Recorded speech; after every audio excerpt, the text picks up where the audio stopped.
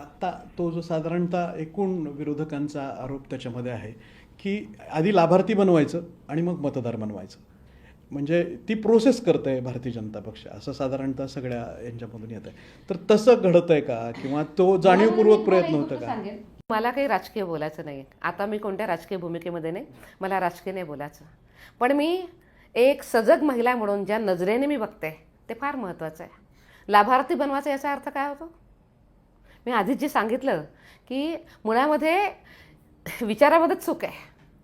त्या महिलेला गरज आहे, ती आपल्या देशाची आधारस्तंभ आहे, ती आधी आबादी आहे आणि तिच्याकरता आपण काम केलं पाहिजे हे विचार करणं म्हणजे तिला नुसतं लाभार्थी बनवणं असं थोडीच आहे. मला एकच सांगायचं आहे की राजकारण्यांनी काय करावं तर त्यांचा विषय आहे, पण मुळामध्ये देशाची जी आधी आबादी आहे तिच्या उत्तम भविष्याचा, तिला पुढं जाण्याचा हाच विचार केला पाहिजे. आणि ती जर पुढं जात असेल तर तिला राजकीय चष्म्यातनं बघण्याची आवश्यकता नाही. आपण विचार हा केला पाहिजे की राजकीय विषय तुमचे कुठले काय असतील ते असतील, पण मुळामध्ये देशातल्या महिलेची प्रगती होती आहे ना, ती उत्तमपणे पुढे जात आहे ना, तिला संधी मिळते आहे ना, ती तिचे निर्णय घेते आहे ना, आणि केवळ निर्णय घेत नाही आहे तर ती आपल्या घराचा आधारस्तंभ बनते आहे. आर्थिक विषयामध्ये पण ती प्रगती करते आहे, सगळ्या क्षेत्रामध्ये ती प्रगती करते आहे. हे बघणं महत्त्वाचं नाही का? हे बघणं जर राजकीय दृष्टीतनं जर लोकांनी पाहिलं आणि दूषित दृष्टीने जर पाहिलं तर ती फार मोठी चूक होईल. आपण केवळ आपल्या देशातल्या महिला पुढे जात आहेत आपण हा विचार केला पाहिजे, ह्याच्याशिवाय कोणताही विचार करता कामा नये. जिथं महिलांचं कल्याण आहे, जिथं महिलांची उन्नती आहे तिथं आपण केवळ हा विचार केला पाहिजे. नाही, पण एकूणच महिलांचं नेतृत्व वाढलं पाहिजे, तशी संसदेमध्ये पण सगळे धोरणं आखली जात आहेत, किंवा एकूण जागा पण तशा अर्थाने वाढल्यात. त्यात पुढच्या 26मध्ये पण होणार आहे, त्याच्यानंतरचे पण काही निर्णय 4 वर्षांनी जो काही एकूण आपली संसद दिसेल त्याच्यामध्ये पण महिलांची संख्या त्या पातळीवरची असेल. पण एकूणच आपण गाव पातळीवर काम केलं आहे, तुम्ही महापौर म्हणून इथे काम केलेलं होतं. सर्वसाधारणपणे महिला नेतृत्व मिळाल्यानंतर त्यांचा कोणीतरी दीर, त्यांचा पती, त्यांचा कोणीतरी आणखी एक माणूस कोणीतरी काम करत असतो आणि तिचं फक्त नाव असतं.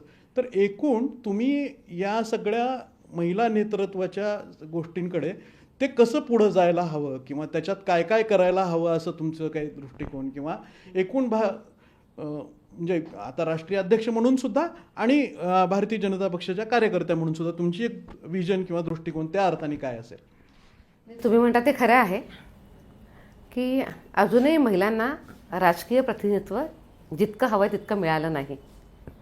पण आता जो शक्तिवंदन कानून आला आहे त्याच्यामुळे हे चित्र सगळं बदलून जाणार आहे आणि त्या अर्थानं हा प्रयत्न फार मोठा आहे महिलांना पुढं आणण्याकरता. आपण आत्ता तुम्ही जो उल्लेख केला तो सुद्धा काही अर्थी खरा आहे की आजही जिथं महिला निवडून आलेल्या आहेत आपल्या 3 टायर सिस्टीममध्ये, तिथं त्यांच्या घरातले पुरुष काम करतात आणि हे काही कुठेही समर्थन करण्यायोग्य नाही आहे. पण या सगळ्यामध्ये आपल्याला काही मूलभूत विचार करणं खूप गरजेचं आहे. जसं की ते निवडून तर येतात पण काम पुरुष करतात. आता आपल्याला हे प्रयत्न करणं गरजेचं आहे की या महिला स्वतः आपल्या मनाने काम कसं करू शकतील याचा एक उत्तमपणे विचार करणं गरजेचं आहे. तो विचार होतो पण आहे. आपण आता असंही बघतो की बघा तुम्ही की आता 21 वर्षाची आणि 22 वर्षाची मुलगी निवडून येते आहे, ही आपल्याकरता खूप सकारात्मक गोष्ट आहे. त्या आता खूप सजग होत आहेत, त्या पुढं जात आहेत. पण या सगळ्यामध्ये आपल्याला त्यांना अजून वाव देण्याची गरज आहे, घरातल्या लोकांनी पण वाव देण्याची गरज आहे. आता हे ठीक आहे की पूर्वी महिला नव्हत्याच कामामध्ये, त्यामुळे ते घरातले पुरुषच काम करायचे.